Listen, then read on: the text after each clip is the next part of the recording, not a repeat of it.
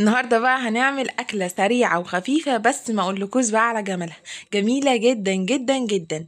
أسرع كفتة مشوية بريحة جايبة لآخر الشارع، وأحلى سلطة كول سلو، أحلى من أي مطعم فرايد تشيكن كلتوه فيه حقيقي بجد. يعني الصور كمان ممكن تكون ظلماها. سلطة الكول سلو النهاردة مظبوطة ظابطة بالشعر، تحفة. والكفتة بتاعتنا جبار. هقول لكم ازاي تعملوا سلطة كول سلو بالشكل الجميل ده، بالقوام الجميل ده، بصوص جميل قوي كده، وتكون جوسي كده ومليانة صوص من جوه وطعمها مظبوط قوي قوي. بس لو اول مرة بتشوفوني، انا اسمي مريم ودي قناتي. لايك وشير للفيديو ده وكومنت حلو لما تجربوا الوصفة دي وتعجبكم. اول حاجة معايا بضاية. بصوا انا هعمل هنا المايونيز، هعمل المايونيز في البيت. فهجيب معايا بضاية، نص كوباية زيت، بصوا معلقة صغيرة من المستردة، وده يعني يحبذ ان هي تتحط، بس لو مش موجودة خلاص استغنى عنها، بس لو موجود حطوها، يعني بتديله مزازة كده حلوة. ورشة ملح، او نص معلقة كده صغيرة من الملح، معلقة كبيرة من الخل، ومعايا كمان عصير من الليمونة. ليمونة كده هعصرها وبس كده، تكون يعني مليانة مية معايا. بس هو ده طريقة المايونيز. وفي حاجة كده يكون فيها يعني مكان أو مساحة إن أنا أضربها بالهاند بلندر، وهضربه بالهاند بلندر. بصوا أول ضربتين كده، بصوا على طول اتحول مايونيز تحت يعني في ساعتها. بس في الأول مش بحرك الهاند بلندر، يعني أول ثواني كده مش بحركه، بعد كده ببتدي إن أنا أحرك الهاند بلندر. و... ويعني بصوا في الأول خالص بحاول إن أنا ما أدخلوش هوا علشان القوام يبقى مظبوط معايا ويبقى تقيل. اول ما يبتدي يمتزج واول ما بيديني مايونيز كده، فببتدي ان انا احرك عادي الهاند بلندر. بصوا قوامه عامل ازاي، اعتقد ان هو باين معاكم ان هو خلاص تقيل، مش ميه ولا حاجه. يعني النسب مظبوطه جدا. بصوا هي بضايه واحده على المقدار ده. بصوا القوام عامل ازاي. انا هنا بطأت الفيديو عشان بس اوريكم القوام عامل ازاي. مظبوط جدا جدا جدا. ولما بتسيبوه كمان في التلاجة بيتقل سيكة عن كده، يعني مش بيتقل قوي، بيتقل سيكة بس عن كده. وبس كده هسيبه بقى في التلاجة عقبال ما احضر باقي الحاجة معاه. هنا بقى عارفين الكرنب الكبير دوت، مش الكابوتشا. يعني الكرنبايه تكون الصغيره، مش الكبيره قوي، لا الصغيره خالص. بس يكون كرنب مش كابوتشا. في فرق طبعا كبير جدا ما بين الاتنين. ادي الكرنبايه معايا. هحاول ان انا اقطعها قطع صغيره. ومعايا جزرتين مبشورين، هم اللي في الطبقين دول هنا جزرة وهنا جزرة. وقلت يعني هشوف على حسب حجم الكرومبة بتاعتي هقطع قد ايه منها. ومعايا بقى ربع كوباية من الخل أو 5 6 معالق كده من الخل، عصير ليمونتين، كوباية زبادي كبيرة، كوباية لبن، رشة فلفل أسود، ورشة ملح. دول المقادير بتاعتي. زودوا بقى عليهم المكون الأساسي هو العسل والسكر. يعني حطيت أنا في الأول حطيت 3 معالق كبار من العسل تقريبا أو 4، وبعد كده زودت معلقتين عسل وزودت كمان سكر. بتفضلوا بقى يعني تدوقوا كده السكر بتاعها، وبتشوفوا انتوا حابين توصلوا لايه بالظبط. بس هي سكرها هيكون معتدل بقد ايه تقريبا، هيكون معتدل ب4 معالق من العسل ومعلقتين كبار من السكر. هحط كل المكونات على بعض من غير اي حاجة، يعني مش هوسخ اطباق تانية، مش هعمل اي حاجة تاني. وادي كوباية اللبن، كوباية الزبادي. بصوا انا سبت حتة بس كده من الجزر علشان اشوف هي المفروض النسبة الكبيرة تكون الكرنب، والنسبة الصغيرة تكون الجزر. يعني الجزر بتبقى باينة كده خفيف قوي كده وسطيه. الملح يعني عايزة اقول تقريبا نص معلقة صغيرة بس. وادي الفلفل رشة بسيطة جدا، ليمون، خل الاساسي معاه. وافضل بقى اقلب في السلطة بتاعتي دي لحد ما المكونات كلها تمتزج.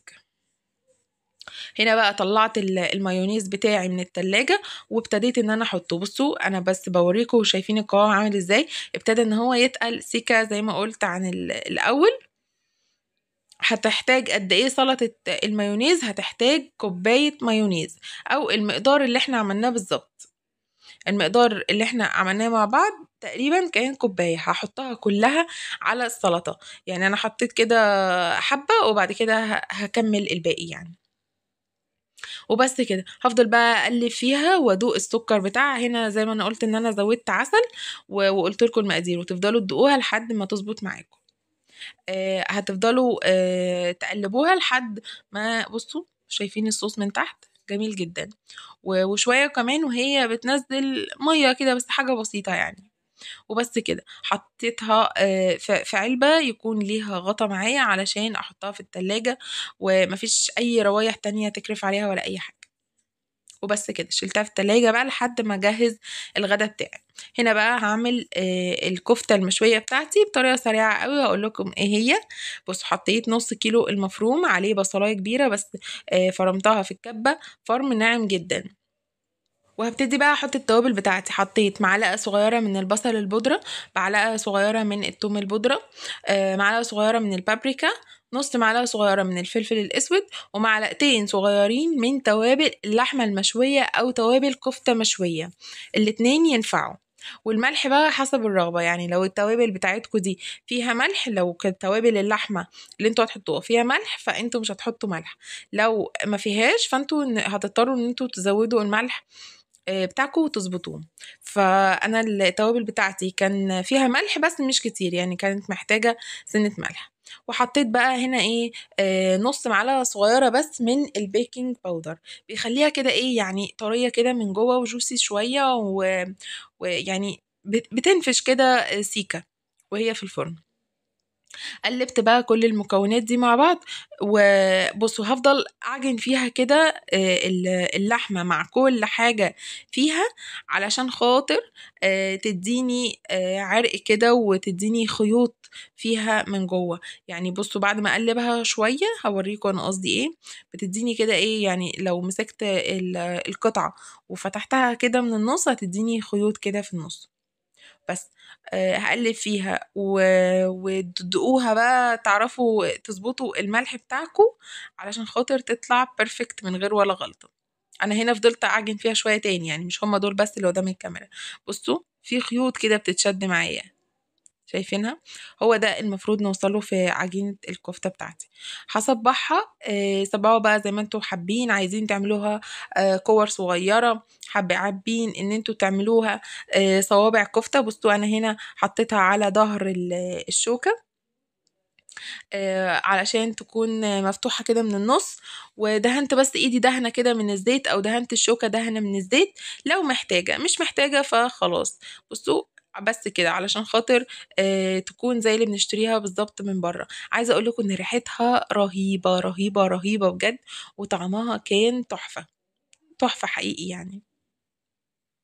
بس كده هفضل بقى اصبع فيها. لو مش حابين حركة الشوكة دي خلاص عندكم اسياخ الكفتة تقدروا ان انتوا تصبعوها عليها. وبس كده. وهدهنها دهنة زيت كده من على الوش عشان خاطر بعد ما بتطلع بتكون فيها لمعة حلوة كده.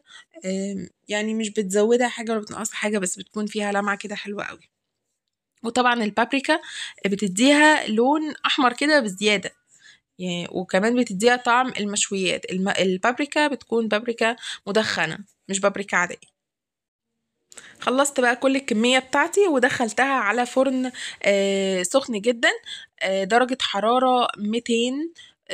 يعني مش بتاخد تقريبا ربع ساعة وبتكون خلاص استوت، وريحتها بتكون طالعة تحفة بجد تحفة بجد. شايفين شكلها عامل ازاي؟ جميلة جدا.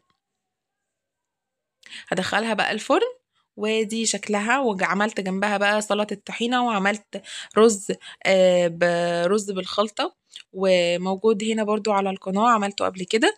وادي سلطة الكول سلو بتاعتي بتتاكل ساقعة متلجة، يعني طعمها وهي لسه معمولة حاجة، وبعد ما بتقعد في التلاجة شوية كده وتتجانس المكونات مع بعضها طعمها حاجة تانية خالص. كمان نسيت اقول لكم ان سلطة الكول سلو ضروري ان هي تتساب في التلاجة مش اقل من ساعتين 3 قبل ما تاكلوها، بتكون طعمها مختلف تماما. يعني جربوها وقولوا لي. لازم تتساب شوية كده مع الصوص ومتغطية كمان ساعتين 3 4 يعني وقت ما تسيبوها، يعني اعملوها كده الصبح أو الضهر، وبعد كده تكون جاهزة على الغدا آخر النهار أو بالليل. بصوا شكلها رهيب بجد رهيب. أنا بعشق الصوص اللي من جوه ده، شكله جميل جدا. وبس كده، ده فيديو النهاردة، أتمنى إن هو يعجبكم. لو وصلتوا معايا لحد دلوقتي اعملوا لي لايك للفيديو الجميل ده، وسبسكرايب للقناة لو لسه ما عملتوش سبسكرايب، وتفعلوا الجرس علشان يوصل لكم إشعار بكل وصفة جديدة بنزلها هنا على القناة.